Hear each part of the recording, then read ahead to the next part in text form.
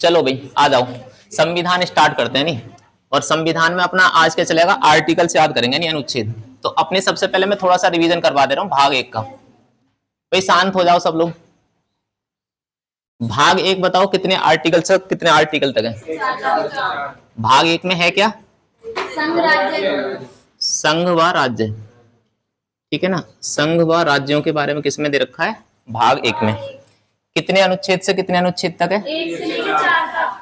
अनुच्छेद 1 से लेकर कहां तक है? 4 तक। तो सबसे पहले ये बात याद रखनी है। फिर भाग 2, भाग 2 कितने से कितने तक है? तो भाग 2 में क्या दे रखा है? नागरिकता। नागरिकता के बारे में कितने आर्टिकल से कितने आर्टिकल तक? तो 5 से 11 तक। ऐसे ही भाग 3, भाग 3 में क्या दे रखा है? मौलिक अधिकार। भाग 3 में है मौलिक अधिकार। कितने अनुच्छेद से कितने तक है? तो ये है 12 से लेकर 35 तक। ऐसे ही आ जाओ भाग 4 पे।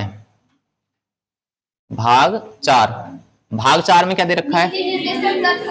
नीति निर्देशक तत्व। नीति निर्देशक तत्व, ठीक है, तत्व। ये कितने आर्टिकल से? 36 से लेके 51 तक। ऐसे भाग भाग 4 का या 4 का ए, इसमें क्या है? मौलिक कर्तव्य या मूल कर्तव्य? मौलिक कर्तव्य, मौलिक कर्तव्य। तो कितने आर्टिकल से? तो इसमें एक ही आर्टिकल है, आर्टिकल 51 ए, ठीक है। एक ही याद रखना है, एक ही आर्टिकल है 51 का ए। ऐसे ही भाग 5 में क्या दे रखा है? तो भाग 5 में दे रखा है संघ के बारे में, ठीक है। ऐसे भाग 6 में क्या है? राज्य के बारे में, ठीक है। जरा आर्टिकल बता दो। तो भाग 1 से 4 तक हो गया, भाग 2 5 से 11 हो गया, भाग 3 12 से 35 और भाग 4 36 से 51। और भाग 4 का क्या है? आर्टिकल 51 है। और भाग 5 कहां से स्टार्ट होता है? आर्टिकल 52 से लेके 151 तक। और राज्य, ये भाग 6 राज्य वाला जो स्टार्ट होता है वो भाग 152 से 237 तक होता है, ठीक है। तो अपने कितने भाग हो गए? अपने ये वाले 3 भाग तो अपने पढ़ लिए सही करके, नहीं, इनके आर्टिकल्स भी पढ़ लिए सारे। और आज कौन सा स्टार्ट होगा? भाग 4 स्टार्ट होगा, नीति निर्देशक तत्व। तो ये हेडिंग डालो आप, है नहीं, नीति निर्देशक तत्व हेडिंग डालो। आज अपने करेंगे नीति निर्देशक तत्व। तो मैं ये बाकी सब रफ कर दे रहा हूं, ठीक है। तो अपने भाग 4 पढ़ ले रहे हैं, ये तुम्हारे एक एक आर्टिकल इसमें से लिख ले रहे हैं। तो भाग 4 डालो, नीति निर्देशक तत्व। अब ये थोड़ा सा बात याद रखना नीति निर्देशक तत्वों के बारे में, कि ये किस देश से लिए गए? किस देश से लिए गए? आयरलैंड से। याद रखना है, नहीं, आयरलैंड से लिए गए। लेकिन अगर आयरलैंड विकल्प में ही ना हो फिर कौन सा आंसर दोगे? क्योंकि आयरलैंड ने लिए थे स्पेन से, तो स्पेन दे सकते हो। अगर स्पेन भी विकल्प में ना हो फिर क्या दोगे? फिर क्या दोगे? देखो पेपर में ये वाला क्वेश्चन आया है और आ भी सकता है, आ गया, नहीं। आप याद रखना, आपसे पूछे कि नीति निर्देशक तत्व कहां से लिए गए हैं, नहीं, और विकल्प में इस तरह से हो। चलो मैं आपको बता दे रहा हूँ, नहीं, विकल्प देखे। विकल्प हो, एक तो विकल्प हो अपना, जैसे मान लो एक हो 1935 का भारत शासन अधिनियम, भारत शासन अधिनियम, ठीक है। एक हो 1919 का भारत शासन अधिनियम, ठीक है। एक हो अपना 1909 का, ठीक है, 1909 वाला, ठीक है। ऐसे ही हो अपना एक 1947 भारत शासन अधिनियम, ठीक है ना, स्वतंत्रता अधिनियम जो आया था। तो अब अगर इस तरह से विकल्प में अब तुम देखोगे कि भाई नीति निर्देशक तत्व भारत के कहां से लिए गए, अब विकल्प में तुम देखते आयरलैंड, स्पेन, ये तो गायब ही है। तो अब इसमें से कौन सा आंसर दोगे? तो अब याद रखना ये वाली बात है, नहीं, जो नीति निर्देशक तत्व थे अपने सबसे पहले जो मतलब थे वो अपने ये वाले जो आज का जो मौलिक अपना मूल संविधान है, जो आज का संविधान है उसमें जो नीति निर्देशक तत्व शामिल है वो कहां से लिए गए? वो लिए गए 1935 के भारत शासन अधिनियम से, यानी इस समय जो विराजमान है आपके नीति निर्देशक तत्व वो कहां से लिए गए हैं? 1935 के भारत शासन अधिनियम से लिए गए। लेकिन जो 1935 का भारत शासन अधिनियम था, जब इसमें शामिल किए गए थे तब आयरलैंड से लिए गए थे। ठीक है, याद रखोगे इस बात को। यानी ये वाली बात कहां से याद रखनी है कि जब इसमें हमने शामिल करे थे तो हमने कहां से लिए थे? तब आयरलैंड से लिए थे। तो इस वजह से एक तरह से मतलब ये मान लिया जाता है कि जब भी पूछा जाता है देश का नाम कि नीति निर्देशक तत्वों की जड़ कहां से, कौन से देश से, तो हम मान लेते हैं कि आयरलैंड से लिए गए। ठीक है, याद रखोगे। बात समझ में आ गई ना? आगे भाई क्या याद रखोगे? अगर देखो ये भी विकल्प में हो और ये भी विकल्प में हो तो आप इसे प्रीफरेंस करोगे 1935 का। ठीक है, समझ में आ गई। यानी आयरलैंड भी विकल्प में हो और ये भी, एकदम आंख मीच के आयरलैंड लगा देना है। या तो फिर ये वाला देगा तो ये वाला देगा ना, ये देगा तो फिर ये वाले ना देगा, देशों के नाम देगा तो देश के नाम आएंगे। ठीक है, याद रखना। तो ये वाली, तो आप ये मेन चीज तो ये समझ लो आप कि नीति निर्देशक तत्व कहां से लिए गए थे? आज के जो मूल संविधान में वो लिए गए थे 1935 के भारत शासन अधिनियम से। और 1935 के भारत शासन अधिनियम में हमने जो डाले थे वो आयरलैंड से डाले थे। इस वजह से ये मान लिया जाता है कि आज के जो नीति निर्देशक तत्व है वो कहां से लिए जाते हैं? आयरलैंड से। लेकिन अगर पूछे कि आयरलैंड ने कौन से देश से लिए, तो आयरलैंड ने लिए स्पेन से। ठीक है, तो इतनी बात याद रखनी है यहां तक नीति निर्देशक तत्वों के बारे में। बात क्लियर होगी? तो इतनी बातें लिखते भी जाना आप सब लोग। तो ये वाली बात हो गई नहीं, तो इतनी बात याद रखनी है सबसे पहले तो मैं ये वाली बात इसके आगे लिख दे रहा हूं। ठीक है, ये नीति निर्देशक तत्व कहां से लिए गए? भारत शासन अधिनियम, भारत शासन अधिनियम, भारत शासन अधिनियम 1935। ठीक है, 1935 से।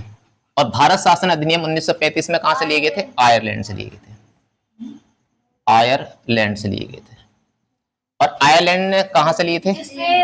आयरलैंड ने लिए थे स्पेन से। तो स्पेन को याद रखना है। ठीक है, स्पेन। तो इतनी बात हो गई स्पेन तक। अब इसके बाद में नीति निर्देशक तत्व में है क्या, तो इनके बारे में थोड़ी खास बात समझ लेना। इन्हें मौलिक अधिकार 2 बोला जाता है। ठीक है, इनका उपनाम क्या है? मौलिक अधिकार 2। मौलिक अधिकार 2 जैसा होता है ना 2.0, तो ऐसे मौलिक अधिकार 2.0 कैसे बोला जाता है? नीति निर्देशक तत्वों को। यानी मौलिक अधिकार अपने एक तो मौलिक अधिकार आगे भाग 3 में, ये मौलिक अधिकार कौन से हैं? दूसरे। यानी आपसे पूछे कि मौलिक अधिकार दूसरे कहां पे हैं, तो आप बताओ कि मौलिक अधिकार 2 जो है नीति निर्देशक तत्वों को कहा जाता है। और ये बात किसने कही है? मौलिक अधिकार 2 किसने बताया? तो ये बताया है B.N. राव ने। ठीक है, B.N. राव ने इन्हें क्या बोला है?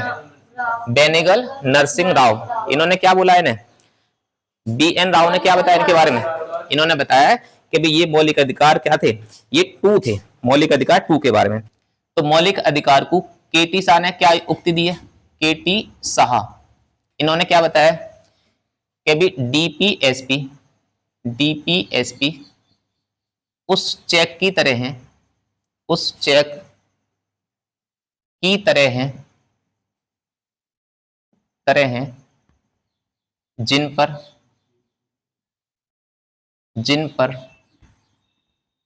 बैंक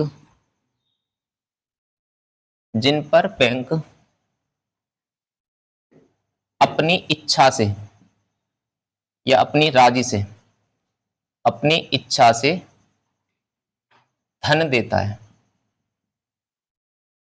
ठीक है, डीपीएसपी उस चेक की तरह है जिन पर बैंक अपनी इच्छा से धन देता है। तो ये ऐसा बोला है किसने? केटी शाह ने। ये ऐसी उक्ति क्यों दी है? क्योंकि डीपीएसपी अपने जो संविधान में है ना, आर्टिकल जो 37 देता है, इसका आर्टिकल 37 में क्या लिखा हुआ है कि नीति निर्देशक तत्व है वो वाद योग्य नहीं है। यही तो है, मतलब न्यायालय में अपरिवर्तनीय है, आप न्यायालय में ना ले जा सकते हो। इसका मतलब है केटी शाह ने ये वाली बात सही बोली है कि डीपीएसपी उस चेक की तरह है जिस पर बैंक अपनी राजी से मतलब उस पर रुपये निकाल कर देगा। ऐसे ना है जितना चेक आपने बना लिया, बैंक में क्या होता है, जितने का आपने चेक बना लिया, 1 लाख का चेक है और आप जाओगे बैंक के पास में 1 लाख रुपए निकाल के दे देगी, है नहीं।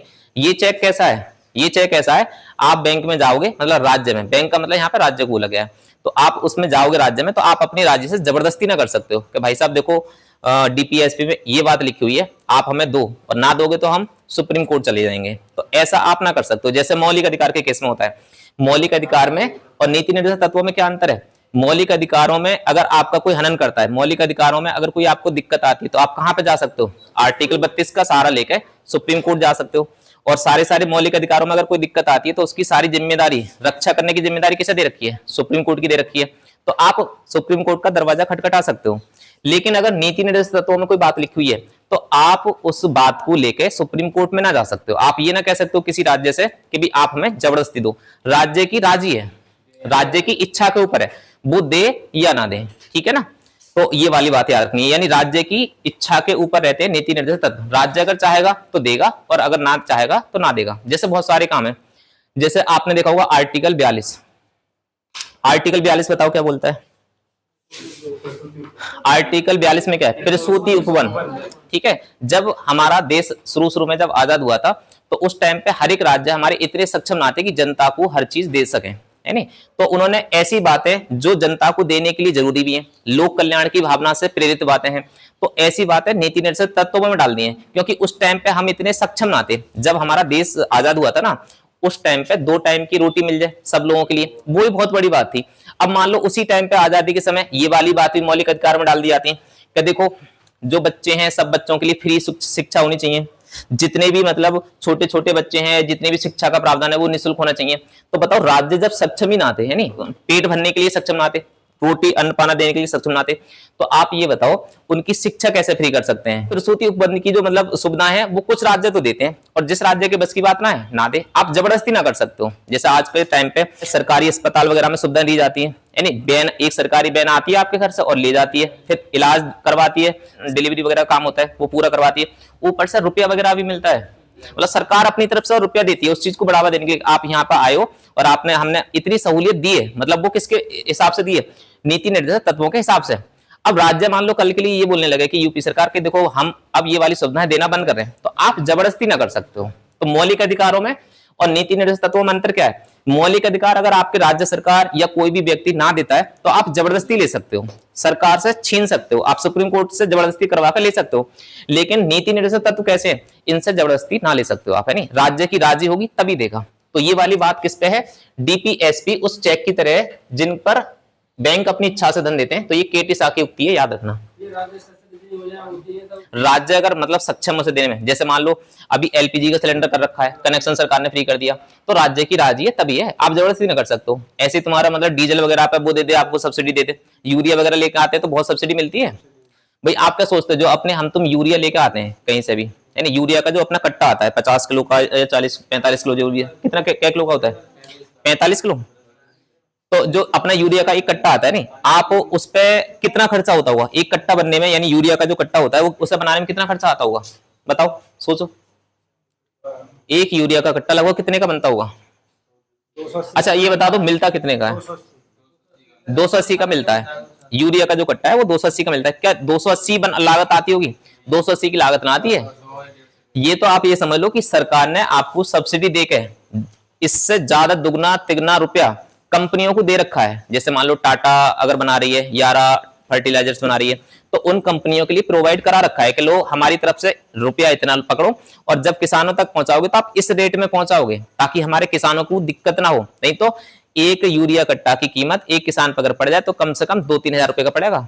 तो वही 250-200 रुपए वाला कट्टा, समझ में आ गई ना? आ गई। 200-250 रुपए का जो कट्टा आता है वो कम से कम 2-3 हजार की लागत पड़ती है। रियल में तो वो तुम्हें इतना कम करके मिलता है।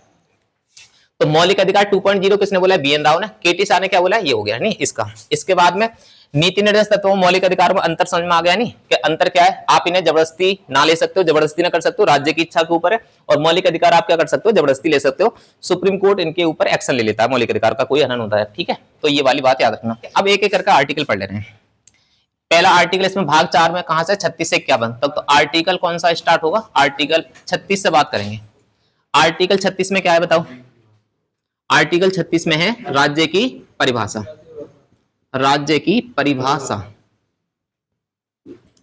राज्य की परिभाषा, राज्य की परिभाषा। देखो एक आर्टिकल और में पढ़ी होगी आपने, आर्टिकल कौन सा है? 12। आर्टिकल 12 में भी क्या है? राज्य की परिभाषा। और आर्टिकल 36 में भी क्या है? राज्य की परिभाषा। ये आर्टिकल 12 में भी है। आर्टिकल 12 ऐसी संस्था जिसका खुद का कानून हो, यानी खुद के नियम रेगुलेशंस हो, वो सारी अपने आप में एक राज्य होती है। जैसे मान लो पुलिस विभाग है तो पुलिस के अपने नियम कायदे कानून है, तो वो भी एक तरह से राज्य है। रेलवे है, रेलवे भी अपने आप में एक अलग चीज है, यानी उसके नियम कायदे कानून अलग है, तो वो भी अपने आप में एक स्वतंत्र बॉडी है, तो वो भी एक अलग राज्य है। न्यायालय है, सुप्रीम कोर्ट है, ये अपने आप में एक अलग राज्य है। पुलिस प्रशासन है, एक अलग मतलब एक अलग राज्य है। तो राज्य मतलब जिसके खुद के नियम कायदे कानून है, उसे राज्य बोला जाता है। आप ये समझते होगी कि उत्तर प्रदेश है, बिहार है, यानी पश्चिम बंगाल है, हरियाणा, ये राज्य होते हैं। ये राज्य होते हैं क्योंकि इनके खुद के नियम कायदे कानून होते हैं, इन्हें भी राज्य बोला जाता है। लेकिन अगर एक राज्य के अंदर ही और भी राज्य हो सकते हैं, जैसे मतलब शिक्षा विभाग है, तो अपने आप में अलग राज्य कहलाएगा। ठीक है, मतलब राज्य की परिभाषा बहुत व्यापक है। तो अब आर्टिकल 36 में, और इसमें 2 क्यों लिखी है, तो इसमें ना साफ साफ लिखा हुआ है आर्टिकल 36 में, आर्टिकल 36 में लिखा हुआ है कि राज्य की परिभाषा वही है जो आर्टिकल 12 में दे रखी है, मतलब कोई अलग से डिस्क्रिप्टिव ना करेगी इसके लिए। ठीक है ना, आर्टिकल 36 में क्या लिखा हुआ है कि राज्य की परिभाषा वही मानी जाएगी आर्टिकल 12 में है। लेकिन यहाँ पे क्या संबंधित है, लोक कल्याण की भावना से प्रेरित है ये वाली जो राज्य परिभाषा। ठीक है, अब आ जाओ आर्टिकल 37 पे। आर्टिकल 37 क्या है, न्यायालय में वाद योग्य नहीं, न्यायालय में वाद योग्य नहीं, वाद योग्य नहीं, मतलब आप इन्हें न्यायालय में जबरदस्ती ना ले जा सकते हो। ठीक है, या न्यायालय में अपरिवर्तनीय है, तो आर्टिकल 37 ये बोलता है। ठीक है, आ जाओ आर्टिकल 38। आर्टिकल 38 क्या कहता है, लोक कल्याण की अभिवृद्धि, लोक कल्याण की अभिवृद्धि, लोक कल्याण की अभिवृद्धि, अभिवृद्धि से प्रेरित है आपका आर्टिकल 38। आर्टिकल 39, आर्टिकल 39 क्या है, समान कार्यों के लिए समान वेतन, समान कार्य के लिए समान वेतन।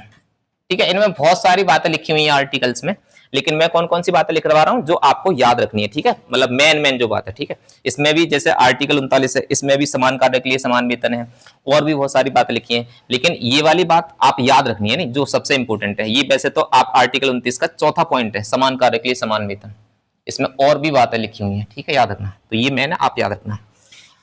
इसके बाद में आर्टिकल 39 का ए।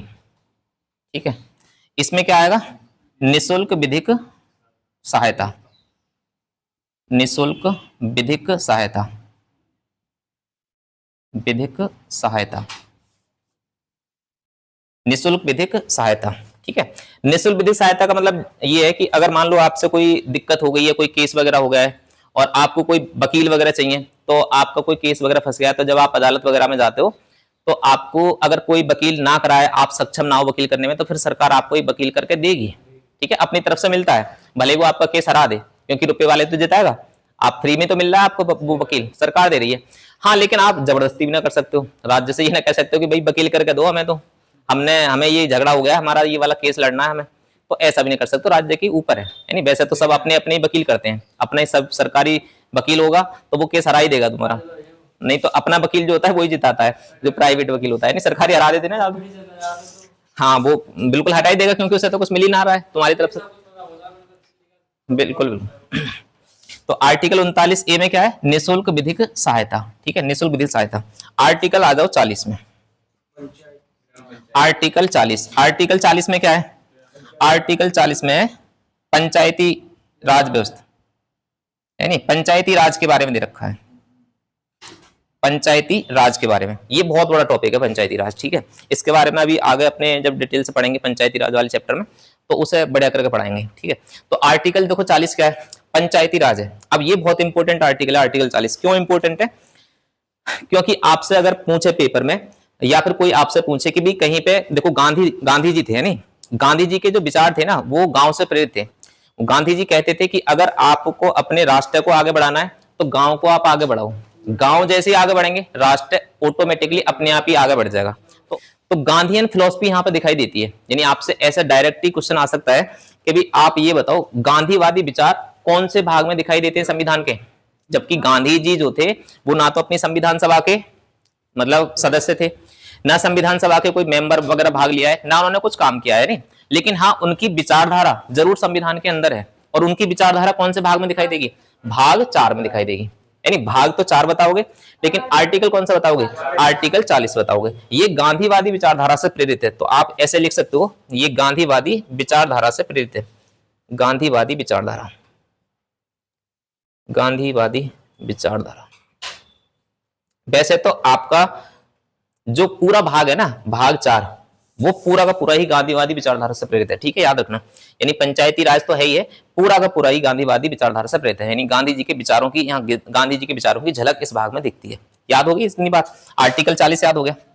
आर्टिकल 36 राज्य की परिभाषा, देख लो भी बच्चों, जल्दी से याद कर लेना। आर्टिकल 36 में राज्य की परिभाषा। आर्टिकल 37 में क्या है? न्यायालय में वाद योग्य नहीं है।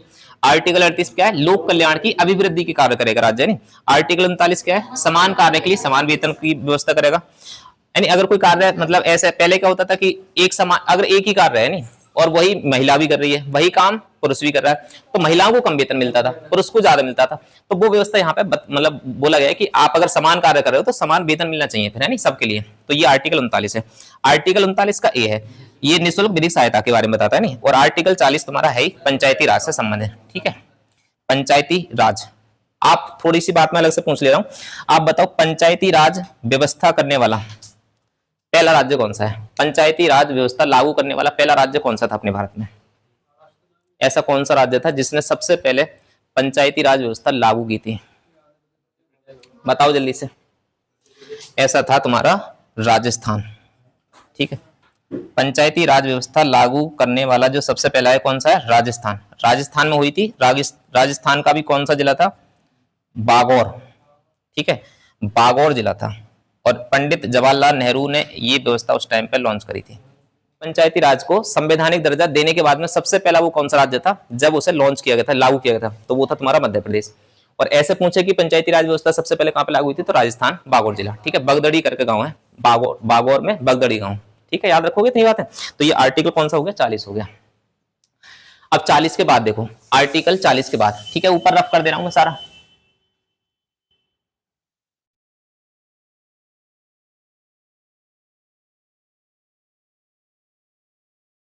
भाई आर्टिकल 40 के बाद में कौन सा आर्टिकल आएगा? आर्टिकल 41, ठीक है। तो जरा लिख ले रहे हैं, आर्टिकल 41 और आर्टिकल 42, आर्टिकल 43, आर्टिकल 44, आर्टिकल 45, यानी, और आर्टिकल 46। चलो पहले 46 तक याद करो। आर्टिकल 41 में आप लिखो, आर्टिकल 41 में दे रखा है, कुछ दशाओं में, कुछ दशाओं में, कुछ दशाओं में रोजगार पाने का अधिकार, रोजगार पाने का अधिकार। यानी ये सारी व्यवस्था कौन करेगा? राज्य। अगर राज्य चाहे तो कुछ दशाओं में क्या दे सकता है? अपनी जनता के लिए रोजगार दे सकता है। और रोजगार की व्यवस्था करवाने की ड्यूटी भी राज्य को सौंपी गई है। उत्तर प्रदेश की जनसंख्या लगभग कितनी है? 20 करोड़ है। और अब तो ये तो कब है? ये तो 2011 का आंकड़ा है भाई।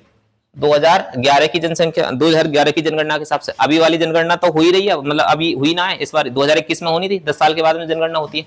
तो अब तो लगभग पहुंचेगी 24-25 करोड़। अब 20 करोड़ जनसंख्या का पेट पालना भी राज्य के ऊपर ही है कि आपने जब इतनी जनसंख्या ले रखी है। एक आप बताओ, घर में एक पापा जी होते हैं और बाकी फैमिली में चाहे बच्चे एक घर में 2 हों, चाहे 4 हों, चाहे 6 हों, किसकी जिम्मेदारी सौंपी जाती है कि भाई पालन पोषण आपको करना है? पापा की। मतलब घर में जो मेन मुखिया आदमी होता है उसी का, मतलब उसी के लिए जिम्मेदारी होती है कि आपको पालन पोषण करना है पूरा। ऐसे ही राज्य की जब राज्य की जनसंख्या है तो राज्य की जिम्मेदारी है कि आप पालन पोषण करोगे इनका, तो उनके लिए जबरदस्ती ना करेगी, पालन पोषण करोगे ऐसा बोला गया है, ड्यूटी बताएगी, कर्तव्य है आपका। तो ऐसा कहां पे लिखा गया है? ये 41, आर्टिकल 41 में, कि राज्य की जिम्मेदारी है कि लोग वालों को रोजगार देना। तभी तो राज्य सरकारें सरकारी नौकरी निकालती हैं, तभी तो जगह जगह प्राइवेट कंपनियां खुलवाती हैं कि हमारे राज्य के लोग या राज्य के युवा वगैरह भूखे ना रहें, उन्हें नौकरी मिलती रहे। तो जिम्मेदारी सौंपी गई अपने संविधान ने राज्य के लिए, ठीक है ना। तो कुछ दशाओं में रोजगार पाने का अधिकार। इसी वजह से कुछ राज्य क्या करते हैं, अपने ऐसे ही, मतलब जब जनता मतलब बेरोजगार होती है तो उसके लिए कुछ अपनी तरफ से ऐसे ही कर देते हैं। जैसे महिलाओं को 1000 रुपए देते हैं, बहुत सारे राज्य सरकार ऐसी योजना चला रहे हैं। 55 से लेकर ऊपर के लिए वृद्ध लोगों के लिए और मतलब कुछ रुपया क्षतिपूर्ति मिलती है। ऐसे सब राज्य कुछ ना कुछ अपने हिसाब से करते हैं जितना हो सकता है। ऐसे ही यहाँ पे कौन सा अपना उत्तर प्रदेश सरकार है, वैसे और भी मतलब राज्य हैं, ये क्या प्रावधान कर रखा है यहाँ पे, मनरेगा, ठीक है, मनरेगा। तो मनरेगा भी क्यों चल रहा है, क्योंकि कुछ दिशाओं में रोजगार मिल जावे जो हमारे, अब इसमें जो आर्थिक रूप से कमजोर हैं उनके लिए अलग से व्यवस्था कर सकती है, तो सब राज्य सरकार को अधिकार दिए गए हैं अपने संविधान में, ठीक है। तो मनरेगा भी कहां पे आता है, आर्टिकल 41 में आते हैं। अगर मनरेगा के बारे में पूछे कि भी कौन से आर्टिकल में इसका जिक्र है, तो आप बताओगे आर्टिकल 41 में इसका जिक्र है। आर्टिकल अब 42 पा दो, इसमें दे रखा है प्रसूति उपबंध के बारे में। प्रसूति उपबंध, प्रसूति उपबंध, प्रसूति उपबंध का मतलब है महिलाओं की डिलीवरी से संबंधित, प्रेगनेंसी से संबंधित जो समस्या उनको दूर करने के जो मतलब कर्तव्य है वो किसका है, राज्य सरकार का। तो ये सब सुविधाएं भी कौन देता है, राज्य, प्रसूति उपबंध के लिए। आर्टिकल 43 बहुत ही इंपॉर्टेंट है, कुटीर उद्योगों के बारे में। आर्टिकल 43 है कुटीर उद्योगों के बारे में। कुटीर उद्योग का मतलब बढ़ावा देने के लिए, छोटे छोटे उद्योग। अब सब लोगों के लिए तो सरकारी नौकरी ना लग सकती ना, सब लोगों का रोजगार भी सरकार ना दे सकती। रोज मतलब 20 करोड़ जनसंख्या मान लो, है नहीं, 20 करोड़ में ज्यादा ना तो आप 5 करोड़ तो युवा होंगे ही। अब 5 करोड़ या 6 करोड़ ज्यादा होंगे। अब 5-6 करोड़ की चाहे तो अब सरकारी नौकरी कहां से निकाले भाई, सरकारी नौकरी कितनी आती है, अपनी यूपी पुलिस में कितनी आई थी, 60,000 आई थी। 60,000 बताते हैं कि अभी तक की सबसे बड़ी भर्ती है दुनिया में। पुलिस की इतनी बड़ी भर्ती किसी ने ना करवाई, इतनी बड़ी एक साथ किसी राज्य में ना हुई। 60,000 भर्ती कभी ना निकली, यानी सबसे बड़ी भर्ती थी दुनिया में, किसी ने करवाई। 60,000 बहुत होती है। तो अब उत्तर प्रदेश सरकार में तो इतनी बड़ी भर्ती निकाल दी, और हमें जरूरत है 4-5 करोड़ की, तो कहां से निकालेगी, अभी 60,000 ही भारी पड़ रही है। 1 लाख 2 लाख भर्ती ना निकलती कभी एक साथ ही लगातार। तो इसका मतलब है कि मतलब जो गवर्नमेंट जॉब है उसके मतलब विकल्प लिमिटेड है, हर किसी आदमी को सरकारी अफसर ना बनाया जा सकता।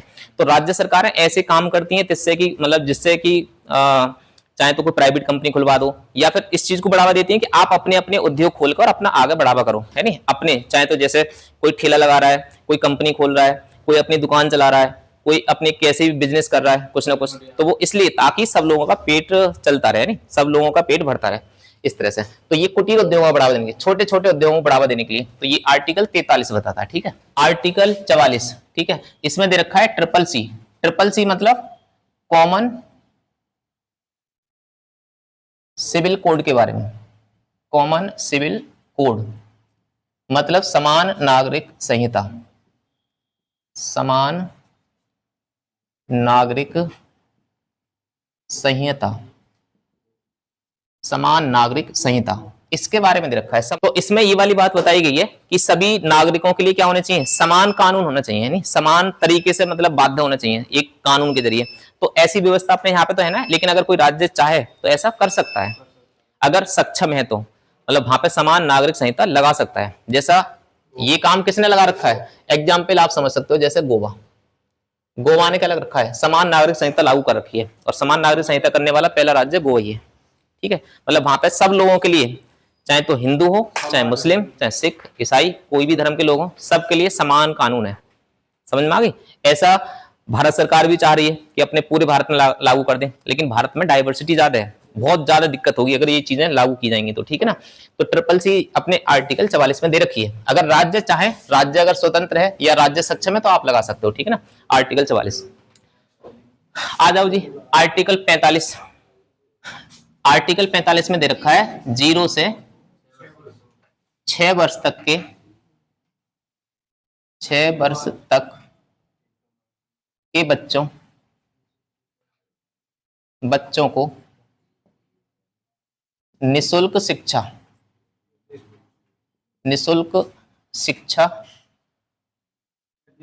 यानी या फिर देखभाल, यानी शिक्षा या देखभाल की जिम्मेदारी, देखभाल की जिम्मेदारी किसकी होगी, राज्य की होगी, ठीक है। और माता पिता की भी होगी, यानी राज्य के साथ साथ में माता पिता, पेरेंट्स की भी तो जिम्मेदारी है। मान लो छोटा बच्चा है, अब 0 से 6 साल के वर्ष तक के बच्चों की बात हो रही है, नहीं, 0 से 6 साल तक के बच्चों की। अब पैदा हुआ है बच्चा, 1 साल का ही है, 6 महीने का ही है, तो उसे राज्य देखने थोड़ा ही आएगा, केयर करने के लिए माँ बाप की जिम्मेदारी है। तो माँ बाप की भी जिम्मेदारी इसमें दी गई है केयर करने की, यानी निःशुल्क शिक्षा की बात करेगी। अच्छा, इसमें ना आर्टिकल 45 में देखो, जब हमारे राज्य सक्षम ना आते तो पहले क्या लिखा हुआ था, इसमें कुछ संशोधन हुआ है। पहले क्या लिखा हुआ था, 6 से 14 वर्ष, 6 से 14 वर्ष तक के बच्चों के लिए क्या था, निःशुल्क शिक्षा का प्रावधान, निःशुल्क शिक्षा का प्रावधान। ये कब था, 6 से 14 तक के जो बच्चे थे, 6 से 14 वर्ष के बच्चे, उनके लिए निःशुल्क शिक्षा का प्रावधान था। ये दे रखा था पहले, नीति निर्देशक तत्व बना रखा था। लेकिन कब बनाया था, जब हमारा संविधान बना। लेकिन ये वाली बात कहां पे पड़ी हुई थी, आर्टिकल 45 में। अब ये बातें क्यों, मतलब इसमें यहाँ पे क्यों जोड़ दी गई थी, क्योंकि राज्य उस टाइम पे सक्षम ना थे 6 से 14 साल तक के वर्ष के बच्चों को सबको निःशुल्क शिक्षा दे। उस टाइम पर राज्य करीब थे, तो राज्य, इसमें संविधान जो हमारे निर्माता थे उन्होंने क्या काम करा कि ऐसी चीजें जो बाद में राज्य दे सकते हैं उन्हें डाल दिया नीति निर्देशक तत्वों में। तो अब राज्य जब सक्षम हो गए तो ऐसी चीजों को अब कर रहे हैं। ये वाला जो 6 से 14 वर्ष तक के, अब अपने सारे राज्य जितने भी हैं वो सब सक्षम है 6 से 14 साल तक के वर्ष के बच्चों के लिए शिक्षा देने के लिए, निःशुल्क शिक्षा दे सकते हैं। तो ये वाली बात जो है अब संविधान में से यहां से हटा दी गई है। ठीक है, संविधान में से हटा दी गई है और कहां पहुंचा दी गई है, अब इसे मौलिक अधिकार बना दिया गया है। ये वाली बात कहां पे पहुंचा दी है, ये बना दी है आर्टिकल 21 के ए में, आर्टिकल 21 के ए में पहुंचा दी है।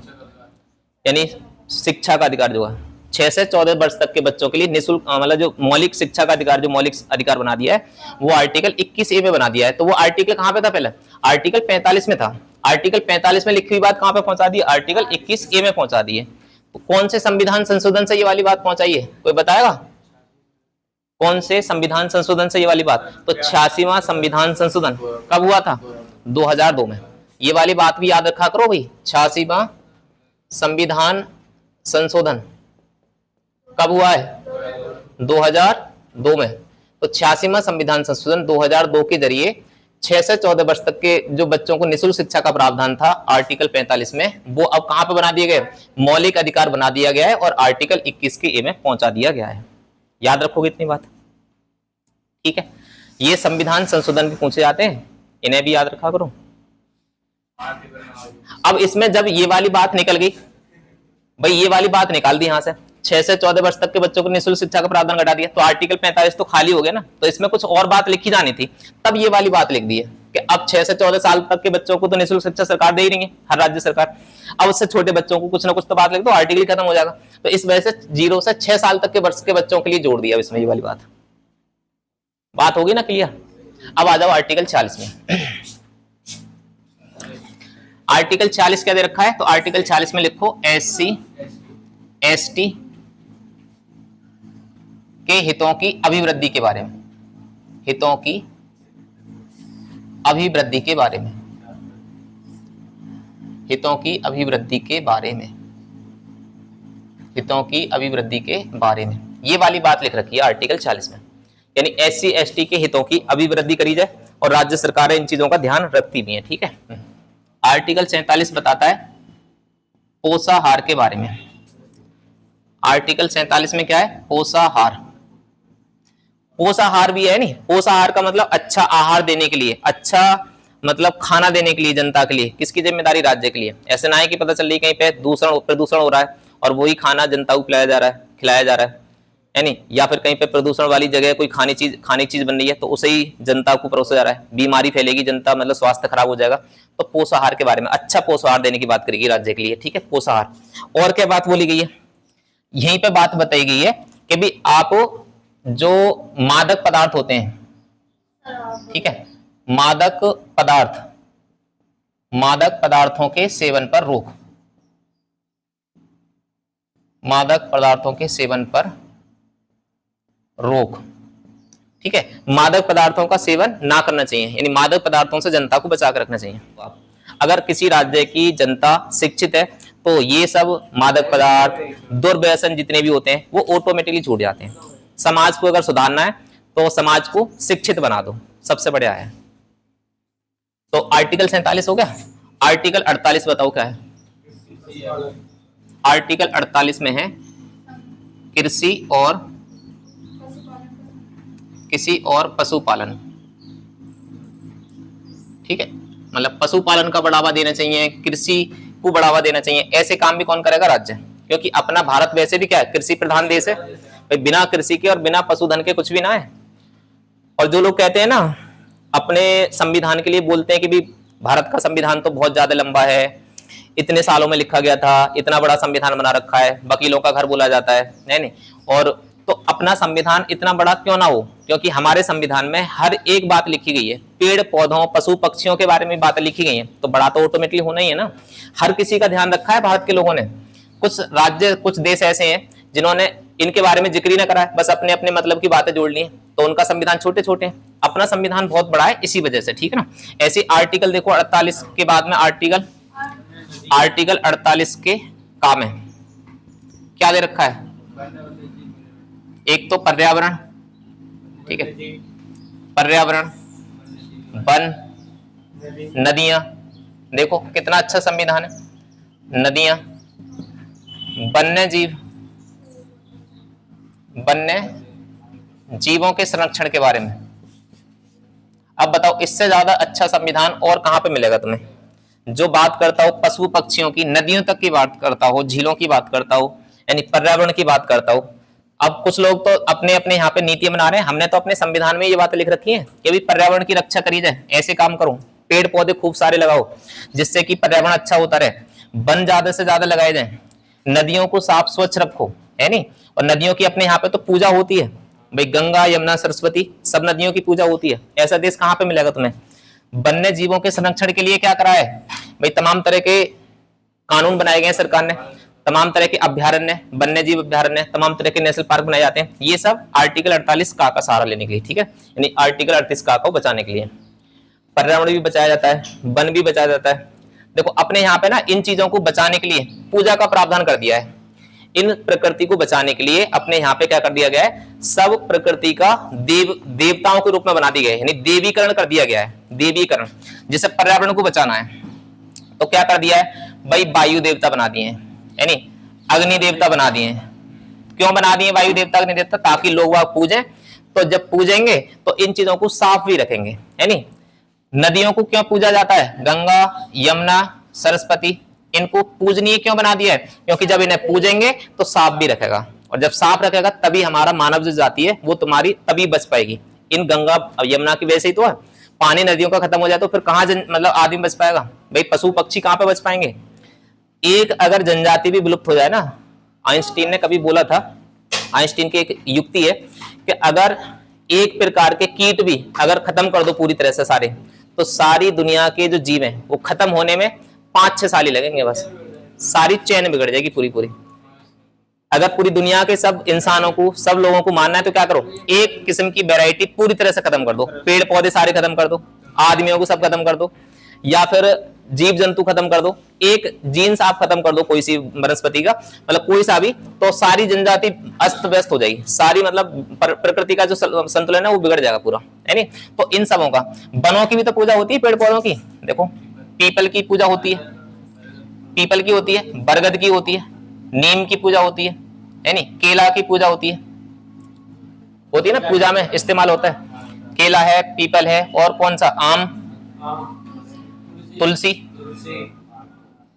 देखो ये औषधि वाला पेड़ है, नीम औषधि वाला है, पीपल वगैरह बरगद वगैरह यूं है, ये ज्यादा छायादार वाले होते हैं। पीपल से ऐसा है कि 24 घंटे ऑक्सीजन फेंकता है, इसी वजह से पीपल बरगद नीम इनकी पूजा कर दी गई है। क्यों बचा दिए गए इन्हें, पीपल को काटने का पाप बताया जाता है अपने यहाँ पे, पीपल काटना जाता है, बरगद ना काटा जाता। क्यों ना काटा जाता है, ताकि पुराने लोग बागों को ये पता थी कि आने वाले टाइम में ये लोग जब अपने घर बनाएंगे और जब रास्ते बनाएंगे, मकान बनाएंगे, शहर बनेंगे, तो ये लोग पेड़ों को काटेंगे जरूर। तो ऐसे कुछ नियम पहले ही बना दो जिससे ये लोग डरा करें आगे, इन पेड़ों को ना काटा करें। तो उन्होंने क्या कर दिया, इनको देवीय रूप दे दिया, देवीकरण कर दिया प्रकृति का। समझ में आ गई ना, आ गई। तो ये चीजें, तभी तो कहते हैं पीपल के पास मत जाना भाई, भूत रहते हैं। तो वो बता दी गई है नहीं, ऐसे डराने के लिए, और ऐसे कोई भूत वूत ना रहता, बाकी बेफालतू की चीजें, कोई दिक्कत नहीं। चलो भाई जल्दी से ना आर्टिकल और खत्म करो नहीं। आर्टिकल 48 का क्या हो गया, आर्टिकल 49 में बताओ क्या है। आर्टिकल 49 क्या कहता है, राष्ट्रीय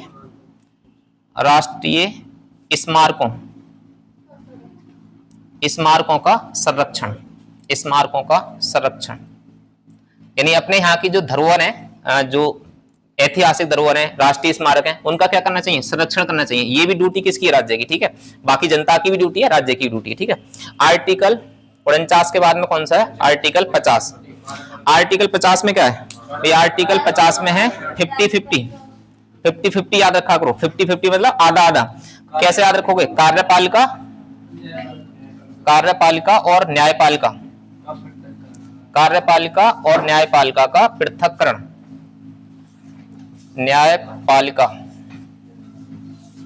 न्यायपालिका का पृथक्करण। तो इनके पृथक्करण की बात करी गई है आर्टिकल 50 में, यानी इनका अलग अलग होना बहुत जरूरी है। देखो, कार्यपालिका अलग बॉडी है, न्यायपालिका अलग बॉडी है। कार्यपालिका न्यायपालिका के लोग अगर मिलकर काम करेंगे तो किसी को दबाया जा सकता है नहीं? मान लो प्रधानमंत्री, और अभी तुमने देखा होगा अभी कौन सा त्योहार था? गणेश चतुर्थी। गणेश चतुर्थी के त्योहार वाले दिन मोदी जी अपने जो चीफ जस्टिस ऑफ इंडिया है, कौन है चीफ जस्टिस ऑफ इंडिया इस समय? DY चंद्रचूड़, उनके घर पर पहुंच गए। उन्होंने निमंत्रण भेजा था और उनके घर पर पहुंच गए थे। जब उनके घर पर पहुंचे तो इस बात का बहुत विवाद हुआ था कि भाई न्यायपालिका और कार्यपालिका मिल गई हैं। जब न्यायपालिका से कार्यपालिका के लोग मिल जाएंगे तो फिर सही आदमी को न्याय कैसे मिलेगा? तो इसी बात पे तो मतलब आपत्ति उठाई थी सब लोगों ने। दुनिया, अपने जो भारत की अपोजिट पार्टियां हैं, भारत की जो कुछ लोग हैं, उन्होंने इस बात के ऊपर विवाद किया था कि कार्यपालिका और न्यायपालिका कैसी पृथक बॉडी है और स्वतंत्र तरीके से काम करें, तभी सही तरीके से देश चल पाएगा। ये लोग अगर आपस में मिल गए तो फिर ये तो गलत बात है। तो ऐसे आपत्ति जताई थी कुछ लोगों ने, लेकिन वो एक आपसी पर्सनल मैटर भी तो हो सकता है। भाई आप एक बात बताओ, आप प्रधानमंत्री हो, एक आप मतलब मुख्य न्यायाधीश हो, तो ये तो आपकी चलो सुप्रीम कोर्ट के आप मतलब CJI हो, एक अपने भारत का प्रधानमंत्री है, वो तो एक उनकी अलग पोस्ट है। पर्सनल रिलेशन भी तो होते हैं। प्रधानमंत्री का पद छोड़ दो और उनके CJI का पद छोड़ दो, उनका पर्सनल मैटर भी तो हो सकता है भाई, पर्सनल संबंध भी तो हो सकते हैं। तो आर्टिकल 50 में क्या है? 50-50। कार्यपालिका और न्यायपालिका के पृथक्करण की बात कहां पे की गई है? आर्टिकल 50 में। और इनका अलग अलग होना बहुत जरूरी, ठीक है? और स्वतंत्र तरीके से बॉडी ये काम करती है, तभी तरीके से काम हो पाता है। कार्यपालिका न्यायपालिका से दब जाइए, न्यायपालिका कार्यपालिका से, तो सही तरीके से न्याय न मिल पाएगा आदमी के लिए। यानी आर्टिकल लास्ट आ जाओ, आर्टिकल 51। आर्टिकल 51 क्या कहता है? अंतरराष्ट्रीय शांति और सुरक्षा की जिम्मेदारी किसकी होगी? सुरक्षा की जिम्मेदारी किसकी होगी? राज्य की, ठीक है ना? इन सब के लिए जिम्मेदार होगा राज्य। भाई अंतरराष्ट्रीय शांति भी और सुरक्षा की भी जिम्मेदारी किसे दी गई है? राज्य को सौंपी गई है। तो ये आर्टिकल 51 हो गया। तो इतने सारे आर्टिकल हैं तुम्हारे। अगर कोई देश से, किसी राज्य से कोई लड़ाई हो जाती है, झगड़ा हो जाता है, तो कौन बचाता है? राज्य तो बचाता है जनता के लिए। राज्य की जिम्मेदारी होती है भाई सेना लगाना, पुलिस लगाना। अपने राज्य में, अपने यहाँ पे देखो देश है, देश एक राज्य है, तो वहां पे तो हमारी सेना काम करती है बचाने का। राज्य अगर राज्य है तो उसके लिए अपने बचाने के लिए पुलिस विभाग होता है ना, होता है। तो ये सब उसकी जिम्मेदारी होती है। नहीं, अंतरराष्ट्रीय राष्ट्रीय शांति हो, सुरक्षा बनी रहे इस तरह से, तो ये सब जिम्मेदारी अपनी सौंपी गई है आर्टिकल 51 में। तो ये हो गए नीति निर्देशक तत्व। अब ये कल को याद चाहिए मुझे, कल तक पूरे याद, मैंने डिटेल से बता दिए, सारे समझा भी दिए बड़े करके, ठीक है? लिखवा भी दिए 36 से लेके 51 तक। भाई आर्टिकल 36 से लेके 51 तक कल को याद करके लाना है, और एक एक आर्टिकल आपके याद होने चाहिए, ठीक है?